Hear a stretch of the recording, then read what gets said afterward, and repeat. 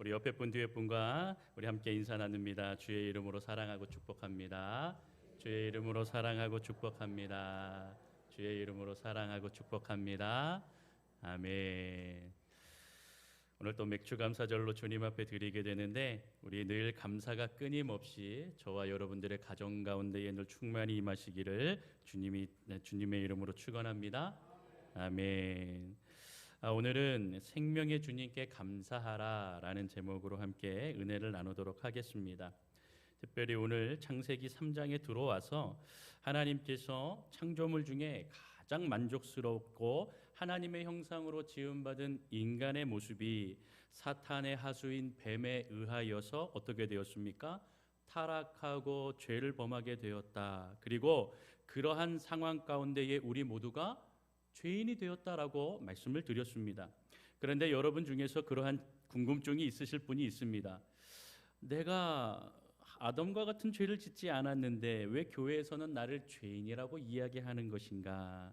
여러분, 이런 궁금증은 물론 성경 이곳저곳에 우리가 죄인이다 하는 그러한 말씀이 많이 있지만 특별히 로마서 5장 14절을 보면 아담의 죄가 우리에게 들어와서 어떤 영향을 끼쳤는가를 좀 보여주고 있습니다. 그래서 우리 로마서 5장 14절을 우리 같이 함께 좀 보도록 하겠습니다. 우리 화면을 통해서 같이 한번 읽습니다. 시작. 그러나 아담으로부터 모세까지 아담의 범죄와 같은 죄를 짓지 아니한 자들까지도 사망이 왕노릇하였나니 아담은 오실 자의 모형이라. 아멘. 여러분, 이렇게 아담의 범죄와 같은 죄를 우리는 짓지 않았습니다. 자, 그러나 아담으로부터 모세까지 아담의 범죄와 같이 죄를 짓지 아니한 자들까지도 사망에 어떻게 된다고요? 왕노릇하는 영향에 들어간다. 그래서 모든 사람이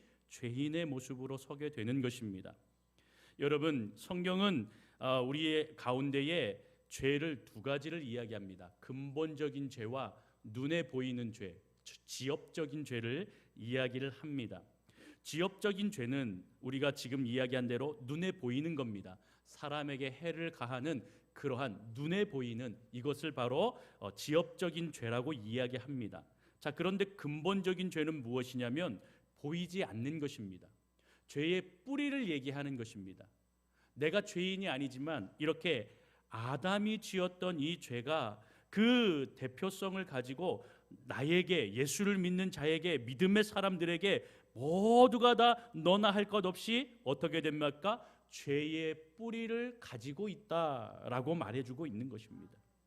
아담이 선악과를 먹은 것은 보이는 범죄입니다. 지엽적인 죄입니다. 그러나 그 죄가 사람 가운데에 들어와서 죄의 뿌리로 굳어졌습니다. 이것은 근본적인 죄를 가지고 있는 것입니다. 왜 그렇습니까? 아담은 인간의 대표를 의미하기 때문입니다. 여러분, 우리 국가대표가 있죠. 축구든 어떤 스포츠든 다 국가대표가 있습니다. 국가대표가 있으면 그 국가대표는 한국을 대표합니다. 나라를 대표하는 것입니다. 그렇게 싸우다가 지면 제가 졌어요 라고 얘기하는 게 아니라 한국이 졌다라고 얘기합니다. 그렇지 않습니까? 이렇게 아담은 우리 인간을 대표하는 것입니다. 그래서 인간을 대표하기 때문에 그의 죄가 사망이 왕노릇하는 그 영향력이 바로 우리들 가운데에 임하게 되었다라고 하는 것이죠. 근본적인 죄, 눈에 보이지는 않지만 이 죄의 뿌리가 우리의 삶 가운데에, 우리의 마음 가운데에 자리를 잡게 되었던 것입니다. 그래서 우리를 죄인이라고 얘기하는 것입니다. 그래서 우리가 죄의 본성이 있다, 여전히 죄의 습관 가운데에 살아간다라고 말하고 있는 것입니다. 그런데 여러분 14절을 보십시오. 여호와께서 이제 이 죄를 범한 모든 인류의 어떤 가운데에 저주를 내리십니다. 먼저는 뱀에게 그 저주를 내리시는 것을 볼 수가 있습니다. 14절을 보면 배에게 너는 이제 더 이상 저주를 받아서 배로 다니게 하고 살아있는 동안 흙을 먹는 저주 가운데에 들어간다라고 그렇게 말하고 있습니다. 흙을 먹는다라는 것은 무엇이냐면 수치와 비참한 존재가 될 것이다 라고 말해주고 있는 것입니다. 그리고 오늘 우리가 읽지는 않았지만 15절, 이 3장 15절이 굉장히 중요합니다. 우리 3장 15절을 한번 읽어보도록 합니다. 3장 15절 읽겠습니다. 시작. 내가 너로 여자와 원수가 되게 하고 내 후손도 여자의 후손과 원수가 되게 하리니 여자의 후손은 내 머리를 상하게 할 것이요 너는 그의 발꿈치를 상하게 할 것이니라 하시고. 아멘. 두 번째는 사단에 대해서 저주를 하십니다. 사단에 대해서 저주를 하시는데 어떻게 저주를 하시냐? 너로 여자와 원수가 되게 하고 내 후손도 여자의 후손과 원수가 되게 하리라 라고 그렇게 말하고 있는 것입니다. 여러분, 여기서 우리가 성경 이제 신학적으로 이 복음을 원시복음이라고 합니다. 우리 다 같이 따라합니다. 원시복음. 한 번 더, 원시복음. 원시복음은 뭐냐면 최초의 복음입니다. 복음이 무엇을 의미합니까? 예수 그리스도를 나타내는 말씀이죠. 구약에 처음 예수 그리스도에 대한 말씀이 기록된 것이 원시복음, 바로 창세기 3장 15절입니다. 목사님 무슨 얘기인지 잘 모르겠습니다. 우리 신약에 보면 요한복음 3장 16절 아시죠?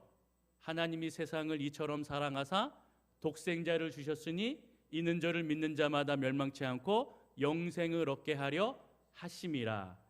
예수 그리스도를 믿음으로 영생을 얻는다. 이와 똑같은 말씀이 바로 창세기 3장 15절이다라고 생각하시면 됩니다. 어떻게 해요? 바로 이 사탄과 원수된 이 원수된 자가 바로 예수 그리스도를 나타내며 이 사탄은 나중에 예수 그리스도의 발꿈치를 상하게 하지만 이 예수 그리스도는 부활 승천하시면서 어떻게 합니까? 내 머리를 상하게 하리라라고 말씀하고 있습니다. 여기서 머리를 상하게 한다라고 하는 것은요, 원어로 그 의미를 보면 부셔버린다라는 겁니다. 바로 이 사망의 권세, 사탄, 너희 모든 무리를 예수 그리스도께서 십자가에 달려 돌아가시지만 나중에 부활하시고 승천하셔서 사탄 너희 악한 모든 것들을 부숴버리겠다라고 예언하시는 것입니다. 하나님께서 예수 그리스도를 통한 구원의 계획을 밝히신다. 그래서 최초의 복음, 원시복음, 창세기 3장 15절이 바로 그 말씀이라는 것이죠. 자, 이 말씀을 통하여서 결국에 이제 뱀도 사탄도 저주를 받습니다. 그리고 인간은 어떻게 됩니까? 결국 이 죄를 범한 죄 때문에 에덴 동산에서 더 이상 살 수 없게 되었다. 그래서 이제 하나님께서는 이 에덴 동산에서 이 인간을 내보내시기로 작정하십니다. 여러분, 근데 이렇게 내보낸다, 쫓아낸다라는 그 의미만 생각하면 인간이 너무 불쌍하다라고 생각할 수 있는데요, 여기에는 하나님의 사랑과 배려하심을 우리가 볼 수가 있는 것입니다. 21절에 보면 여호와 하나님이 아담과 그의 아내를 위하여 무엇을 지으셨다고요? 가죽옷을 지어서 입히셨다라고 말하고 있습니다. 하나님은 죄에 대해서 단호하게 심판하십니다. 그래서 에덴 동산에서 이들을 추방시키지만 짐승을 죽여서 그 가죽으로 옷을 지어 그들의 허물을 덮으시는 배려와 사랑이 묻어 있는 것입니다. 그리고 짐승을 죽였다라고 하는 것, 그들의 허물을 이 짐승의 가죽으로 덮으셨다라고 하는 것은 후에 대속의 메시지를 담고 있는 것입니다. 히브리어로 구속한다, 대속한다라는 것은 무엇이냐면 덮는다라는 것입니다. 다시 얘기하면 먼 훗날 하나님께서 예수 그리스도를 보내주시고 인간의 근본적인 죄, 아담으로 통하여서 임한 그 근본적인 죄의 뿌리를 뽑아내시겠다라고 말씀하고 있는 것입니다. 예수의 보혈로 우리 인간의 모든 죄의 허물, 그 죄의 뿌리를 벗게 하시고 또한 사하시고 하나님의 은혜 아래 온전히 거하게 하여 주셔서 이제 사망이 왕노릇하지 아니하고 생명이 왕노릇하며 그 은혜 아래 거하는 하나님의 은혜가 임하게 해주시겠다라고 말씀하고 있습니다. 그 말씀도 우리가 함께 좀 확인할 필요가 있지요. 로마서 5장 17절을 우리 같이 함께 좀 보고자 합니다. 로마서 5장 17절 우리 화면을 통해서 같이 읽습니다. 시작. 한 사람의 범죄로 말미암아 사망이 그 한 사람을 통하여 왕노릇하였은즉 더욱 은혜와 의의 선물을 넘치게 받은 자들은 한 분 예수 그리스도를 통하여 생명 안에서 왕노릇하리로다. 아멘. 여러분, 우리가 로마서 5장 14절을 읽을 때는 어떻게 되었습니까? 아담으로 통하여서 아담과 함께 지어졌던 이 대표성을 가지고 인간 가운데의 근본적인 죄의 뿌리가 바뀌어져서 이 인간들이, 태어나는 자들이 다 죄에서, 사망에서 왕노릇하는 삶을 살게 되었는데, 이제 한 사람의 범죄로 인하여 그렇게 삶을 살았지만 하나님께서 은혜와 의의 선물을 주셔서 한 분 예수 그리스도를 통하여서 생명 안에 거하게 하시고 그 생명이 왕노릇하여서 죄의 근원, 죄의 뿌리, 여기서 다 어떻게 해요? 해방되고 주님의 자녀로 살게 하여 주셨다라고 말씀하고 있습니다. 여러분, 그래서 우리가 예수를 믿으면 생명 가운데 거한다, 예수를 믿으면 영생을 얻는다라고 말하는 것입니다. 믿으시면 아멘. 믿으시면 아멘. 여러분, 아담과 하와는요, 이렇게 자신의 죄가 인류에서 어떤 영향을 미쳤는지 사실 몰랐습니다. 이렇게 자신들이 지은 죄가 온 인류의 그 모습들, 사망의 왕노릇하게끔, 죄의 왕노릇하게끔 그렇게 살게 될 것이라고 까마득히 알지를 못하였던 것이죠. 여러분, 이러한 인생들이 결국에 죄로 인하여서 에덴 동산에서 쫓겨났습니다. 저주를 받습니다. 아담은 어떤 저주를 받습니까? 평생 수고해야 된다. 흙으로 돌아가서 평생 땀을 흘려서 거기서 나는 그 소산을 먹고 자라가야 된다. 이 모든 가족을 또한 부양해야 된다. 이러한 저주를 받습니다. 또 여성은 어떠한 저주를 받습니까? 하와는 해산의 고통, 양육의 책임, 또 남편의 다스림을 받는다라고 하지요. 여러분, 우리 여성분들이 이게 좀 기분 나쁜 구절이라고 또 여기는데요, 남성의 다스림을 받는다, 남편의 다스림을 받는다. 여러분, 하나님께서 여인을 지을 때 어떻게 지으셨습니까? 아담이 잘 때에 갈비뼈를 들어서 그 다음에 돕는 배필로 지으셨다라고 했죠. 여러분, 그때 우리 여성분들 굉장히 좋아하셨잖아요. 그런데 오늘 말씀에서는 어떻게 하고 있습니까? 남편에게 평생 이렇게 이제 붙들림을 받는 삶을 살 것이다. 돕는 배필에서 남성의 권력 가운데에 고통받는 그 저주를 받게 되는 것입니다. 세계 문명을 보면 남존여비 사상, 여성의 인권이 무시되고 가부장적인 삶을 살아가게 되었던 그 모습의 배경은 바로 여기서 나오는 것입니다. 죄의 문제가, 죄의 영향력이 이렇게 크다는 것입니다. 죄로 인하여 돕는 배필의 모습에서 이제 죄로 인한 그 모습이 바뀌어지게 되었다라는 것입니다. 여러분, 우리가 이러한 모습들을 보면서 이 여인의 아픔을 우리가 볼 수가 있습니다. 그런데 아담은 이러한 모습을 보며 20절에 이 여인의 이름을 이제 하와라고, 여기서 이제 하와라는 이름을 줍니다.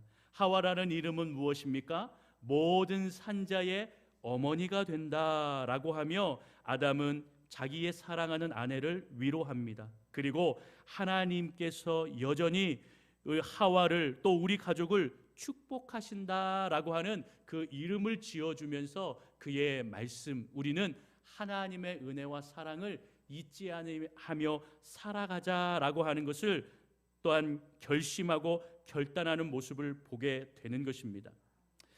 사랑하는 성도 여러분, 사실 여인이 임신하고 또 이렇게 가족, 또 사랑하는 사람들과 함께 살아가는 것은 축복입니다. 또 남편이 가족을 부양해 나가고 또 땀을 흘려서 함께 먹을 것을 나눈다 하는 것은 사실 축복입니다. 나쁜 것이 아닙니다. 그냥 가만히 있어서 무엇을 이렇게 얻게 되어진다, 사실 그것보다는 내가 열심히 땀을 흘리고 그것을 가지고 소산을 나누고 부양을 하고 또 사랑하는 여인과 가족이 하나 되어서 또 아이를 이렇게 잉태하는 것, 그것은 축복입니다. 그런데 왜 이것을 저주라고 이야기하고 저주라고 표현을 하셨을까요? 그 안에 축복의 가운데에 고통이라는 것을 넣으셨기 때문에 그 고통이라는 저주를 그 과정 가운데 넣으신 것입니다. 우리가 자녀를 잉태하고 가족과 함께 지내는 그 축복이 임하기 전에 고통이라는 그 시간을 지나야만, 수고를 해야만, 그래야만 축복이라는 것을 주어 준다라고 하는 것을 말씀하고 있는 것입니다. 여러분, 그렇게 생각한다면, 그렇게 우리가 믿고 나아간다면 이 인생의 고통을 주신 이유가 무엇이겠습니까? 하나님의 마음을 알아라. 하나님의 마음을 이해하고 너희가 조금이라도 그것을 깨닫고 나아가야 되지 않겠는가? 이러한 모습으로 우리 가운데에 고통이라는 것을 주시지 않았는가? 우리가 한번 생각해 볼 필요가 있는 것이죠. 여러분, 인류 안에 이렇게 고통이 시작되었습니다. 수명이라는 것도 생기게 되었고, 우리의 생명 가운데에 끝까지 수고해야 되고, 끝까지 우리가 해산의 고통을 느껴야 하고, 또한 부양해야 되는 그러한 축복이 임함에도 불구하고 고통이라는 그러한 어려움이 우리의 삶 가운데에 들어오게 되었다라는 것입니다. 그렇지만 하나님께서는 여전히 우리를 사랑하시며 구원의 계획을 동시에 만드시고 준비해 놓으셨다라고 하는 것을 우리는 기억해야 됩니다. 죄로 인하여서 인류가 그 하나님의 질서에서 어긋나게 되었습니다. 축복의 삶을 하나님 앞에 죄를 지음으로 엉망진창이 되게 하였습니다. 이것이 죄의 문제였지요. 그러나 예수 그리스도로 말미암아 최후의 승리하는 자가 누구인가를 이제 보여주시는 것입니다. 그러나 지금은 아니었습니다. 지금은 그때가 아니었습니다. 그래서 일단은 에덴 동산에서 이 인간을 내어보내시기로 하나님은 결심하셨습니다. 여기서 선악과를 알게 하는 이 일에 뭐라고 표현합니까? 22절부터 우리가 24절을 보면 여호와께서 하나님이 이르시되 보라, 이 사람이 선악을 아는 일에 우리 중에 하나같이 되었으니, 이렇게 표현하고 있죠. 여기서 우리가 이 표현을 잘 보아야 됩니다. 인간이 하나님이 되었다라는 말은 아닙니다. 인간이 하나님처럼 되고자 하는 욕심, 그 마음이 있었지요. 그래서 하나님처럼 되고자 하였다라고 하는 말은 선도 알고 악도 알게 되었다라는 것입니다. 하나님께 복종하고 그의 말씀을 의지하고 살아갔다면 영원히 선한 존재가 되어서 영원히 선한 존재로 선한 일을 하며 선한 기쁨 안에 하나님을 찬양하고 노래하는 인생이 되었을 것인데, 이제 선악을 알게 하는 실과를 먹게 되었으니 악도 알게 되어진 것입니다. 악한 삶을 또한 살아가게 된 것입니다.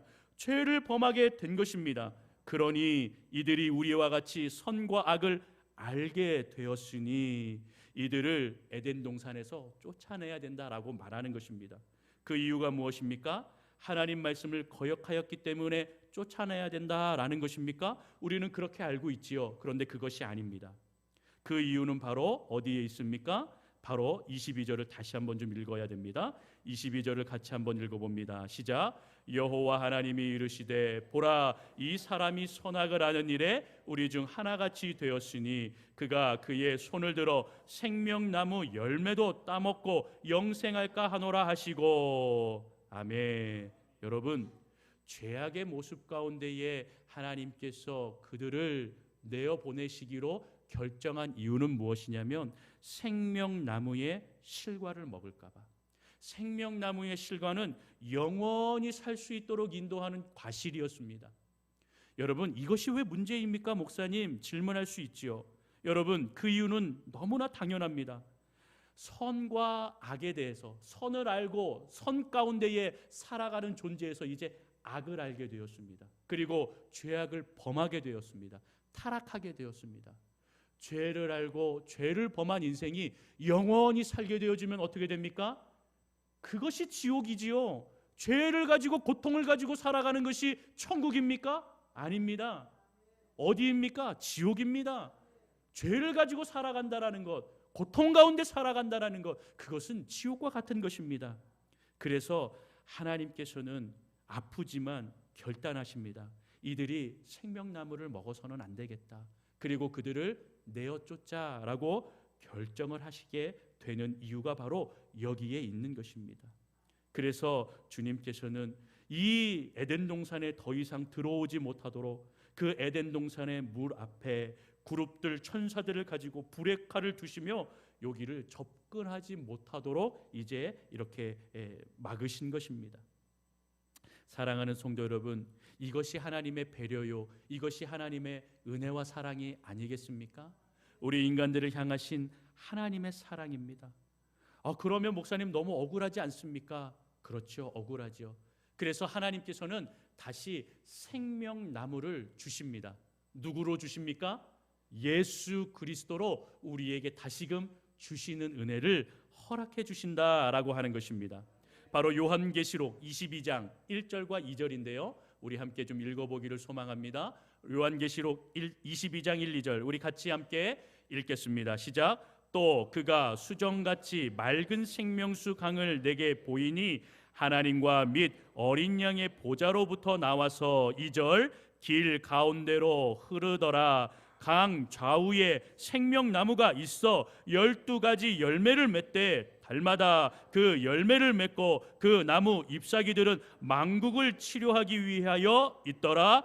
아멘. 사랑하는 성도 여러분, 하나님께서 새하늘과 새 땅에 그 문을 열어주시고 하나님의 나라에 들어오는 모든 자들에게 생명의 수, 생명의 강가에 은혜를 허락해 주시는데 거기에 하나님이 보이고 또 어린 양의 보좌가 보이는 것입니다. 그리고 그 길 가운데에 무엇이 있다라고 말합니까? 생명나무가 있어 12가지가 열매를 맺는다. 이것은 12지파를 의미합니다. 이스라엘을 얘기하지만 결국에 이것은 무엇을 얘기합니까? 하나님의 자녀, 하나님의 백성들을 의미합니다. 천국으로 가는 인생, 하나님의 나라에 들어가면 모든 하나님의 백성들은 풍성한 열매 가운데에 주님과 함께 살아갈 수 있는데 거기에 생명나무가 있어. 여러분, 생명나무, 이것은 바로 우리 예수 그리스도를 의미하는 것입니다. 예수 그리스도를 통하여 다시금 구원의 길을 주시겠다 말씀하고 약속해 주시는 것입니다. 우리에게 예수 그리스도는 어떠한 분이십니까? 그는 길이요 진리요 생명이니 그로 말미암아 함지 않고는 아버지께로 올 자가 없느니라. 믿으시면 아멘. 아멘. 여러분, 그렇게 주님께서 생명나무가 되셔서 우리의 길이 되시고 진리가 되시고 생명이 되어주시는 놀라운 은혜를 허락해 주신 줄로 믿습니다. 여러분, 오늘 우리가 맥주감사절로 드리는 이 시간, 하나님께서 예수 그리스도를 통하여 모든 잠자는 자들의 첫 열매가 되게 하신 놀라운 은혜는 무엇입니까? 저와 여러분들이 죄 중에 그 죄의 근본적인 죄의 뿌리를 가지고 있는 그 상황 속에 예수 그리스도를 믿음으로 하여 우리가 하나님의 자녀가 되고 우리가 하나님의 은혜 가운데 서서 더 이상 죄의 종로를 타지 아니하고 사망의 권세가 우리를 흔들지 아니하고 예수를 믿음으로 생명과 그 은혜 가운데에 거하게 하시는 은혜를 주신 줄로 믿습니다. 그 은혜가, 그 사랑이, 그 생명이 저와 여러분들의 삶 가운데에 넘치게 하시는 그 이유, 그 생명, 하나님 예수 그리스도의 은혜 아래 거하는 저와 여러분들이 될 때에 그 믿음으로 인하여서 바로 저와 여러분들이 하나님의 백성, 자녀가 되는 은혜를 주신 줄로 믿습니다. 오늘 저와 여러분들이 이 은혜 아래 최초 복음도 보았지요. 그리고 아담과 하와에 대한 이 죄의 부분은 단호하게 이야기하시지만 그들을 향한 배려와 사랑이 곳곳에 묻어나서 하나님의 사랑을 입고 살아가는 인생이 되게 하심도 우리가 기억해야 될 줄로 믿습니다. 오늘 저와 여러분들의 인생 가운데에 아담과 하와 같은 죄를 범하지 아니하였지만 그들의 그 죄의 대표성, 그들의 대표성이 그들의 죄가 우리 안에 들어와서 그동안 죄의 종로로 타게 되었고 사망에 음침한 그러한 삶을 살게 되었지만 예수 그리스도를 통하여서 우리가 죄에서 해방되고 주님의 은혜 아래 거하는 은혜 가운데 서게 해주신 놀라운 주의 사랑을 간절히 고백하고 그 주의 사랑을 늘 찬양하는 예배하는 인생이 되기를 주님의 이름으로 축원합니다.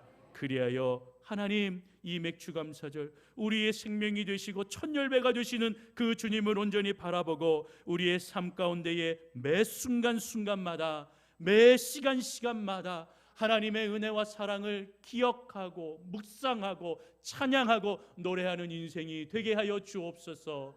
오늘도 내일도 우리의 삶에서 늘 주님이 나를 주장하여 주셔서 주님만을 바라보는 인생이 되게 해달라고 구하는 저와 여러분들이 다 되시기를 주님의 이름으로 축원합니다. 기도하겠습니다.